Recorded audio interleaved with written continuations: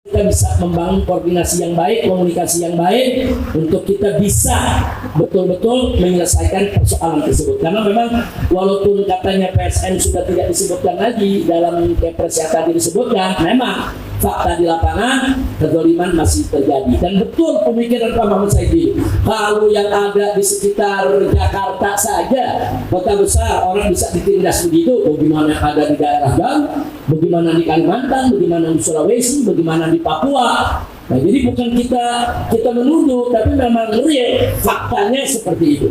Nah, jadi sudah siap ya? Bismillahirrahmanirrahim. Alhamdulillahirabbil alamin wassalatu wassalamu ala sayyidil mursalin wa ala alihi wa sahbihi ajma'in.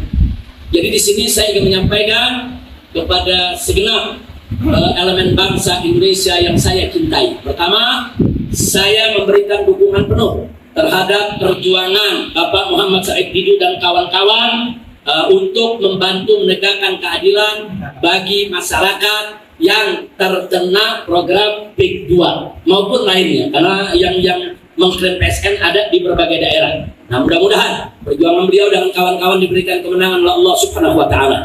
Dan saya minta kepada seluruh elemen bangsa dukung, dan saya minta kepada seluruh masyarakat Banten lakukan perlawanan terhadap segala bentuk kezaliman. Yang kedua, alhamdulillah di sini ada Pak Sunarko.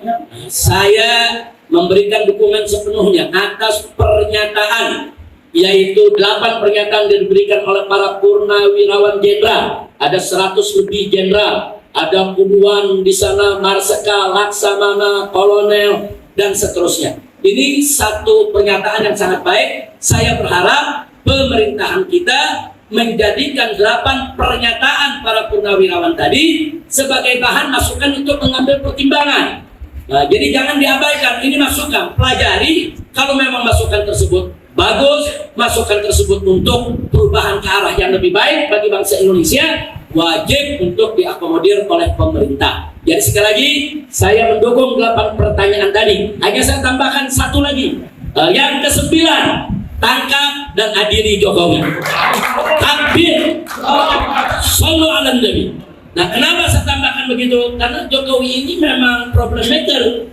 Dia ini yang bikin problem. Ini segala sesuatu ini yang bikin problem itu. Bukan hanya urusan ijazah saja. Segala macam urusan. Bahkan dulu waktu saya di Mekah, saya sempat mengubah syair dengan judul Seraja Bohong. Dan itu sudah kita sampaikan dari jauh-jauh hari. Dari tahun 2018. Kita sudah ingatkan, orang ini pembohong, orang ini pendusta, orang ini harus dimakzulkan. Cuman saat itu memang masih banyak yang belum sadar. Nah, kalau sekarang nih udah banyak yang sadar, bahkan yang dulu dukung Jokowi juga akhirnya mulai sadar, bahkan mulai jadi pahlawan kesiangan. Dan mudah-mudahan kita tetap bersatu insya Allah. Nah, itu saja yang kita sampaikan. Terima kasih. Assalamualaikum warahmatullahi wabarakatuh. Sini ada Pak Said Muhammad, Ibu, begitu juga Pak Sunarko. Saya nggak perlu perkenalkan lagi Pak Marwan Batubara. Ini semua pejuang penegak keadilan. Nah, kita memang sangat-sangat ingin mendengar dari mereka tentang berbagai macam kasus menyangkut daripada hak-hak rakyat yang tertindas, untuk kita bisa menerima masukan-masukan yang kemudian masukan itu akan sangat berguna untuk menjadi pertimbangan kita dalam menyusun langkah ke depan. Nah, terima kasih. Kita langsung serahkan aja deh Pak Marwan dan kawan-kawan. Siapa dulu? Silakan. Assalamualaikum warahmatullahi wabarakatuh. Alhamdulillah. Jadi sedikit latar belakang bahwa sebetulnya yang sangat kami anggap penting untuk disampaikan kepada Habib itu adalah terkait dengan PSN PIK 2 dan hal-hal lain yang selama ini diperjuangkan oleh Pak Said. Jadi mungkin 2 bulan sebelum Ramadan kita sudah atur, sudah dapat tanggal, tiba-tiba Habib sakit waktu itu. Sampai akhir Ramadan, ya selama Ramadan juga, sampai juga akhir Ramadan itu Habib sakit. Tapi alhamdulillah hari ini bisa ketemu, dan kami menganggap penting untuk Habib itu mendengar langsung masalah PSN PIK 2 dan PSN lain itu dari Pak Said. Itu hal yang paling pokok. Nah, dan alhamdulillah hari ini bisa, nanti Pak Said akan menyampaikan apa hal-hal yang saya kira perlu kita perjuangkan bersama, yang perlu dipahami oleh Habib dari Pak Said. Nah, yang kedua, yang terakhir, saya kira secara umum memang kasus PIK 2 ini sudah tidak tercantum dalam Perpres nomor 12 2025. Sudah bukan PSN, praktek secara administratif di pemerintahan. Jadi ini bukan PSN lagi, tapi praktek di lapangan itu masih seperti proyek ini adalah proyek PSN. Oligarki aguan yang didukung oleh rezim sampai yang sekarang berkuasa pun masih tidak berdaya untuk menghentikan. Padahal kezoliman itu sudah nyata dan banyak korban. Ada rakyat yang meninggal, ada yang ditindas, ada yang sertifikatnya diambil belum dilunasi, ada yang diklaim sabab oleh perorangan, misalnya ini punya perorangan tapi diambil begitu saja dengan atas nama PSN dulu dan sekarang ini tidak dikembalikan. Nah, karena itu saya kira kita sudah bersuara sebetulnya kepada Presiden, dan saya berulang-ulang mengatakan Pak Prabowo waktu baru dilantik itu memang menunjukkan niat, ya, katanya salah satu yang kita ingat itu adalah tidak boleh ada negara. Ini membuat kita bersemangat karena kita menganggap PSN PIK 2 itu adalah negara PIK 2. Praktiknya seperti itu, dan itu sudah terjadi di PIK 1 misalnya.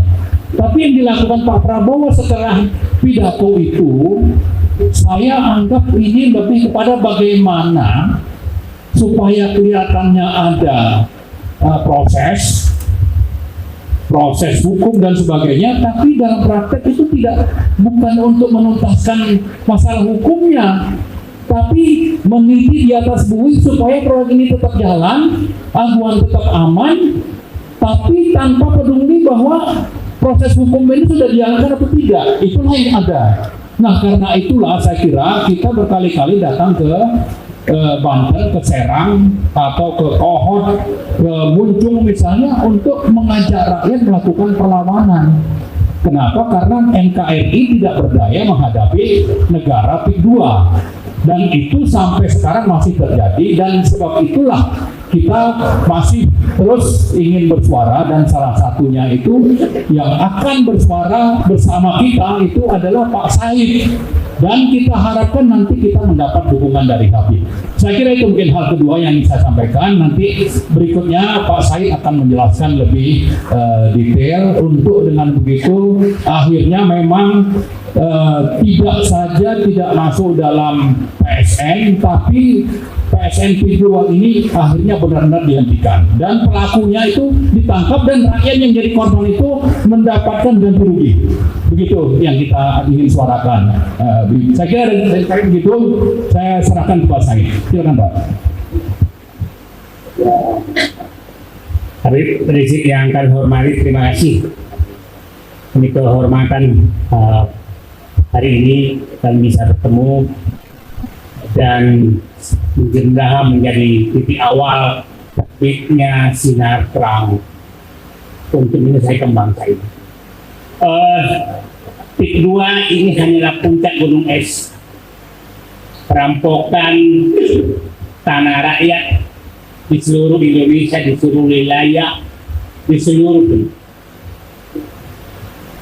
Nah, pelakunya itu sama. Mulai dari Sabang sampai Merauke sama pula, modusnya sama. Jadi itu hanya puncak gunung es. Kenapa kami yang Pak Narto betul-betul hanya menjadikan PIK 2 itu sebagai pusat serangan menyelamatkan bangsa Indonesia. Sebagai Habib Pak kita tahu semua ya, di kelapa sawit itu 5 juta hektar lahan negara diambil saja itu 30%. Tambang juga demikian, hutan juga demikian. Nah, sekarang Di kota-kota juga demikian, dan seluruh Indonesia terjadi. Tidak bukan hanya di Kedua Pak, dan pelakunya sama. Di kampung saya Makassar lebih parah lagi. Jadi hampir semua terjadi, dan modusnya selalu sama, adalah oligarki menyogok penguasa, mengojok penegak hukum, memelihara preman, menggusur rakyat, dan menjual dengan harga sangat mahal untuk digunakan lagi untuk menyogok. Nah, saya pikir kalau ini siklus ini tidak dihentikan, maka negara Indonesia tinggal menunggu waktu habis. Tinggal menunggu waktu saya habis. Habis bisa bayangkan di dekat Jakarta berani melakukan hal seperti itu, apalagi yang sebagai gambaran publik paham, lahan di PIK 2 yang di pinggir laut dijual dengan 50 juta rupiah, tapi dibebaskan dari rakyat 35.000 sampai 50.000 rupiah per meter. Itu keliman apa ya, yang dipertontonkan. Dan rakyat sama sekali tidak berdaya karena aparat sudah bermain-main. Saya tiap hari di rumah menerima orang, bayangkan yang punya tanah di Tangerang, yang mau diincar oleh PIK 2 muncul di daerah lain, itu tiap saat bisa muncul surat palsu. Kemarin saya ketemu orang, bayangkan dia tidak pernah dipanggil di pengadilan, atau keluar keputusan bahwa tanahnya tidak sah dari pengadilan. Saya pikir Pak Lubis pasti geleng-geleng kepala dengan melakukan seperti itu. Dan siapa nama-nama yang mengaku pemilik tanah di sebelah Tangerang itu tidak lebih dari 10 orang, dan itu orang-orang PIK semua dari pengembang PIK. Ada orang punya tanah sampai 900 hektar, satu orang mengaku punya tanah. Nah, semua surat-surat bisa dipalsukan dan itu berhasil di mana-mana. Nah, jadi kalau kita tidak lawan, maka seluruh akan tergusur atas nama hukum, atas nama mana. Nah, modusnya macam-macam. Yang pertama itu adalah dia diintimidasi. Tidak sedikit korban bukan mendapatkan. Ini tapi saya yakin itu karena sakitnya ini meninggal karena stres menghadapi. Tidak sedikit korban itu setelah di stres masuk rumah sakit, maka datang penyidik ke rumah sakit, penyidik memaksa untuk melepaskan tanah baru pulang. Di polisi tidak begitu, ada yang sebulan, ada 2 bulan. Pada saat tanda tangan setuju harga, maka dia langsung keluar. Ada yang keluar jam 12 malam. Coba bayangkan betapa mereka berkuasa. Itu di kota. Kebayang kita, orang teman kita di Kalimantan, di Papua, di Maluku, di mana, apa yang terjadi? Ini juga. Nah, yang maksud saya sekarang, siklus ini harus dihentikan. Makanya kami gunakan hari ini, mudah-mudahan dengan nanti ada dukungan bahwa ini rakyat tidak ada cara lain sekarang. Sampai pemerintah menjadi baik memihak rakyat, kecuali rakyat bersatu melawan kebiadaban. Tidak ada jalan. Karena saya dan kita mengalami betul semua itu tidak bisa sama sekali tahu keluar semua Pak, mulai ke RT sampai ke atas. Pernah kita mendengarkan ketua parpol membela? Pernah kita saya menunggu sekali pembelaan dari pejabat-pejabat yang ada di wilayah yang rakyatnya digusur itu. Tidak ada sama sekali. Jadi saya katakan tidak ada yang lain, kita bersatu demi menyelamatkan negeri sambil mendoakan agar pemerintah sekarang kembali sadar bahwa dia pemerintahan rakyat, bukan pemerintahan oligarki. Itu sih gambarannya yang terjadi, dan kami ini sudah pengalaman kejar-kejar terus, bukan oleh aparat saja, oleh preman juga kejar-kejar. Tapi ini perjuangan untuk Allah, tapi saya juga gitu. Ternyata skenario Allah itu memang lebih tinggi dari skenario. Kami melihat, mensyukuri hasilnya. Hasilnya cukup dengan hanya kita tidak begini, tidak punya uang, tidak punya kendaraan, tidak punya masa, tidak punya apa, hanya keikhlasan. Tidak punya partainya keikhlasan. Ternyata Allah banyak mendukung. Tapi kami masih sedih karena setingkat penegakan hukum menghukum kepala desa saja sudah nggak kuat. Yang jelas-jelas merugikan rakyat, apalagi yang lain. Nah, tapi yang balik kecewa itu saya masih percaya bahwa itu Allah perjuangan berkati. Saya pikir pengantaran. Terima kasih. Assalamualaikum warahmatullahi wabarakatuh.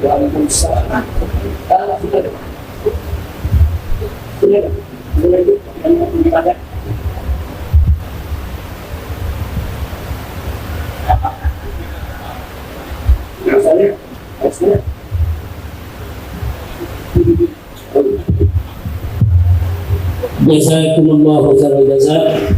Terima kasih banyak. Kita sudah sama dengarkan barusan yang dipaparkan oleh orang tua kita, Bapak Muhammad Said Ridwan Allah Ta'ala warahmatuh. Singkat, padat, ringkas, jelas. Jadi Pak Said memang selama ini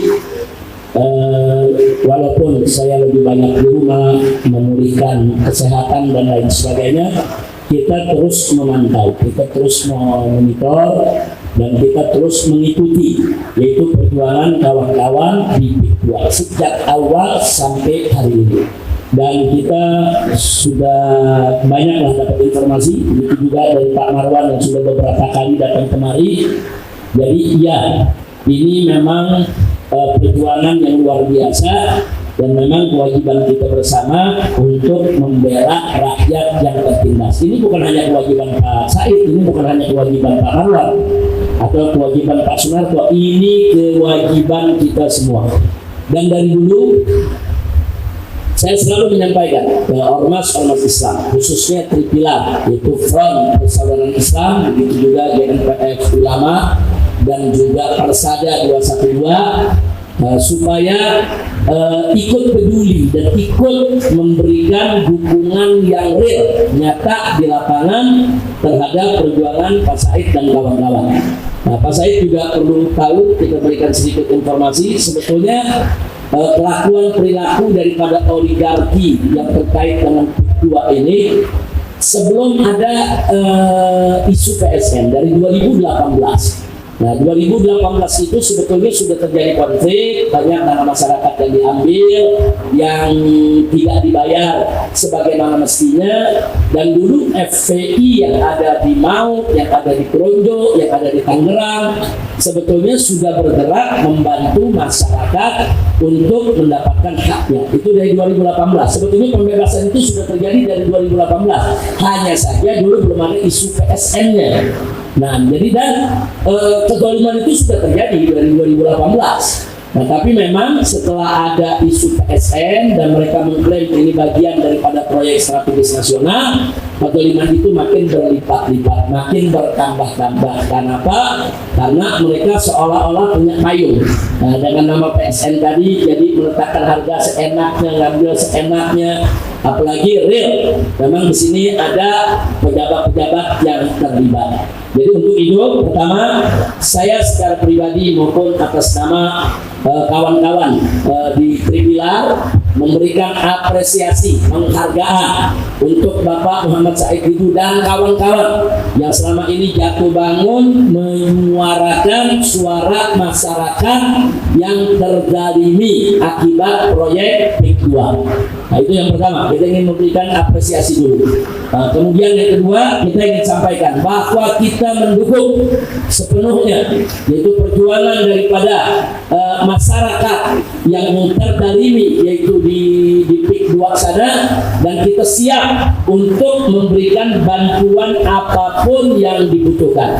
Di sini ada Pak Aziz Yanuar. Pak Aziz ini adalah ketua advokat Persaudaraan Islam, ketua advokat FPI, yang memang selama ini kita tugaskan beliau untuk terus memantau apa-apa perkembangan yang ada di PIK 2 sana. Begitu juga di ujung sana ada Habib Ali Alatas. Habib Ali ini sekjen FPI. Nah, ini sengaja kita minta hadir untuk bisa mendengar langsung, dan perlu diketahui juga kita sudah instruksikan sebetulnya di DPP FPI Pusat kepada FPI Banten, nah, untuk bisa terlibat. Hanya memang kelihatannya koordinasinya belum maksimal, Habib Ali. Koordinasinya belum maksimal, konsolidasinya belum maksimal, tapi secara umum FPI Provinsi Banten punya perhatian dan siap untuk memberikan apakah itu bantuan hukum ataupun bantuan lainnya agar rakyat di sana bisa menerima kembali hak-haknya. Insya insya Allah. Itu kedua yang ingin saya sampaikan. Dan yang ketiga, saya sudah sampaikan ke Pak Marwan, silakan untuk terus komunikasi, koordinasi dengan kawan-kawan FPI, baik yang di Banten maupun di pusat. Baik bisa lewat sekjennya. Nah, bagaimana kita bisa membangun koordinasi yang baik, komunikasi yang baik untuk kita bisa betul-betul menyelesaikan persoalan tersebut. Karena memang walaupun katanya PSN sudah tidak disebutkan lagi dalam Kepres yang tadi disebutkan, memang fakta di lapangan kezaliman masih terjadi. Dan betul pemikiran Pak Muhammad Saidi, kalau yang ada di sekitar Jakarta saja, kota besar, orang bisa ditindas begitu, bagaimana yang ada di daerah jauh, bagaimana di Kalimantan, bagaimana di Sulawesi, bagaimana di Papua. Nah, jadi bukan kita menuduh, tapi memang real faktanya seperti itu. Nah, jadi selama perjuangan Pak Said teruskan, kita dukung, dan insya Allah mungkin kalau diperlukan Habib Ali beri masukan ke FPI di Banten, kalau diperlukan kita bikin acara besar-besaran di sana, seperti katakanlah apakah itu takbir akbar atau istighosa untuk pencerahan kepada masyarakat. Nah, kita undang nanti dai, ustaz, penceramah yang betul-betul menguasai persoalan dan bisa memberikan motivasi. Insya Allah, selama saya sehat, tidak ada halangan. Cuma jangan sampai begitu bikin acara istri melahirkan. Sebab lagi nunggu hari, tapi insya Allah kita hadir. Insya Allah, yang penting dikomunikasikan, dikoordinasikan dengan baik. Begitu, Habib Ali. Nanti bahkan kita akan ajak Imam FPI Pusat, pimpinan FPI Banten. Nah, itu insya Allah. Yang penting semua diatur dengan baik, semua diatur dengan elegan, dan kita akan ajak masyarakat yang ada untuk pencerahan dan penyadaran. Insya Allah itu yang bisa kita sampaikan. Jadi ini di sini juga ada beberapa wartawan, disebarluaskan saja untuk seluruh masyarakat yang ada di Banten sana. Jangan biarkan diri kita tertindas. Jangan biarkan